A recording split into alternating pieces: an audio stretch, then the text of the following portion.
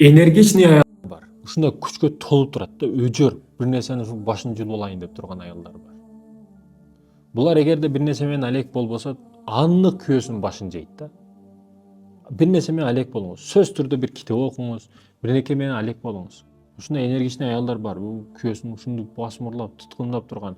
Бул күйөөсү туура түшүнүш керек. Бул нерсе жакшы нерсе негизи. Аялда бул кээ бир аялдарда кездешет, бул жакшы нерсе. Эгер ушуну эле туура жакка багыттап койсо, ал аял көп нерсе кылып коет. Үйдүн өзүнө швейный цех ачып бериңиз, же мектепте мугалим болсун, же айтор аял табиятына туура келе турган нерсе иштетип коюш туура маселе деп ойлойм мен жеке. Китеп окусун, бирдеке менен алек болсун, бул аялдар тытып чыгат. Аягына чейин чыгат. Ушундай энергияга толуп турган аялдар бар да булар.